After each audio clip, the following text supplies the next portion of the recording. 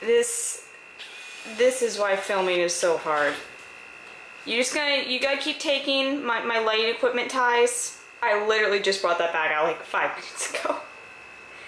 And she's already stealing from it. Well, anyways, hey guys, me Sasuke3, and I am here today because we are going to be baking. And do you know what we're going to be baking? Something that I have really been wanting to make lately.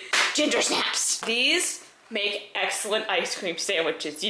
Oh my god, they're so good. And of course I got vanilla ice cream, and it's like, oh my god, you can't have vanilla ice cream without ginger snaps. So we're making these today, and Peak doesn't appear to want to be with us today. We're baking with Lily. So anyways, we are going to dive right into the recipe. Wait, I forgot an ingredient, crap. I can't make ginger snaps without ginger, and my mom just like cubed it and froze it. So we're just going to pretend that bowl has always been there, okay?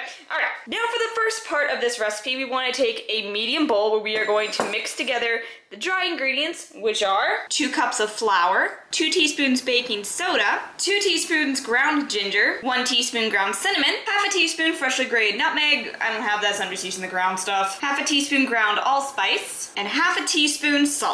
And then just give it a little whisk to break up any clumps. Now you might have noticed I was using the Namaste gluten-free flour from my last, gluten-free flour testing video. The reason for that is I have been both gluten and dairy-free for a few years now, and I want to be able to eat these. So anyways, that's nice and combined, so we can set it aside. Now it is going to ask us to combine all of the wet ingredients into a large bowl, and typically this is the part where I would start complaining, why do they always ask for a stand mixer? Not everyone has one, even though this recipe doesn't even ask for a stand mixer. But you know what?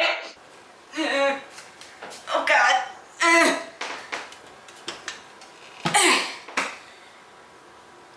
Guess what I got? Is this completely unnecessary for this recipe? Yes. Do I want an excuse to use it and show it off? Also yes! Okay, I know it's not the prettiest color or anything, but I got a really good deal on it, and when you get a good price on something, you don't complain about the color. Bacon Buddy's back. Hi. I just have to add, these things don't look this big in other people's videos. These things are huge! Look how freaking large, there's Peak for scale! Peak is a unit of measurement now. People didn't tell me they were this big, or this heavy! Peak, look, it is going to raise up. Oh, it's heavy. Before we get into the next part, I am going to grate the fresh ginger root because it's gonna call for that. And I just want to have it ready. So most people, when it comes to grating stuff, they have those boards with all the little holes that you can just grate stuff over. No, not me. We've got a mini cheese grater for spices.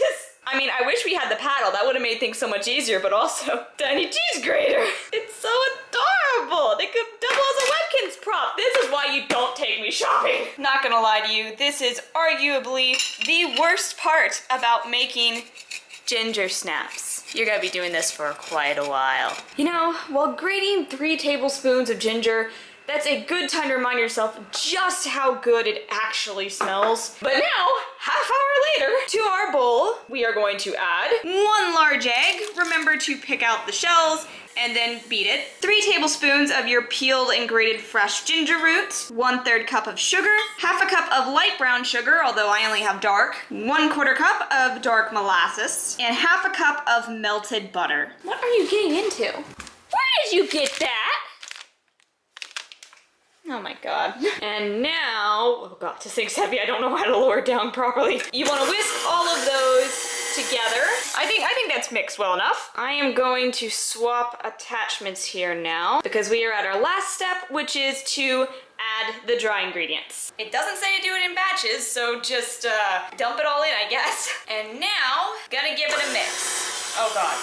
Slowly. And that should be it. Just gonna try and flatten some of the big things of ginger, but that's okay. I'll just get a surprise when I bite into a cookie. It's my own fault for not grating it finer. This is not going to be a very stiff dough because remember, There's a half cup of melted butter in this. We can't make this yet. We have to let it rest in the fridge for about an hour to let the flavors infuse and the butter firm up. So the longer you let it rest, the more flavorful the cookie you'll get. See ya, cookie dough. Be back in an hour. Anyways, as I always say, this is a good time to clean up as well as get some actual breakfast. That way you're not just eating cookies for breakfast. Now the dough has been thoroughly chilled. You can see it's a lot more firm to the touch now because all the oil and the butter is set up. It is time to bake. Now, I'm not gonna be baking all of this at once because I kind of want to let some sit in the fridge for longer. I'll probably bake them up in the morning, but I have a video to do. I can't let it sit overnight. So anyways, you want to preheat your oven to 350 degrees Fahrenheit. The first thing we need to do is evenly portion this dough onto a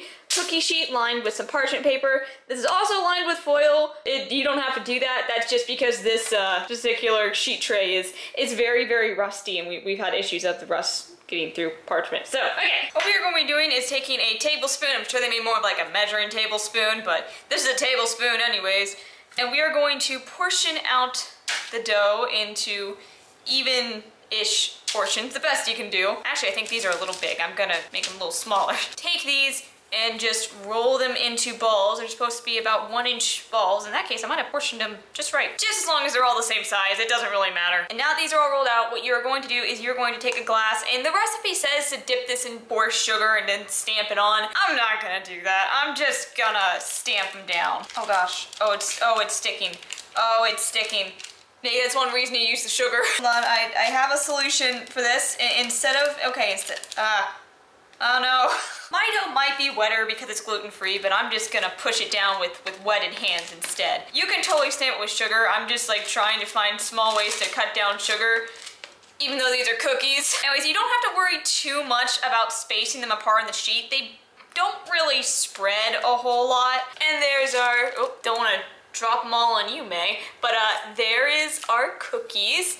And now it is time to bake them. So into the oven they go at 350. So they should only take about 10 to 12 minutes to bake. Just remember to keep a good eye on them. They can be kind of hard to tell when they're done. Keep your eyes out, start to notice some coloration. That's when they're done. My lord, we have some ginger snaps. Of course, they're still soft. Cookies are always soft when you first bring them out of the oven. So now the hardest part, we have to wait for them to cool. You can't use a hot cookie in an ice cream sandwich. Also, these spread a little more than I thought they would, but it's fine. It's all cool. They didn't spread a whole lot. Okay, these are cool enough. So it's time for my favorite thing to do with ginger snaps. First of all, get the best vanilla ice cream you can get. Oh my god, this stuff's amazing. Get a big old glop and just stick it right on that cookie. And then take another cookie and sandwich it on top. And this is pure heaven. Oh my god. I love this so much. If you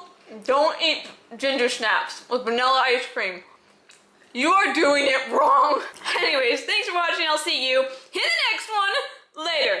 No one can take this from me now.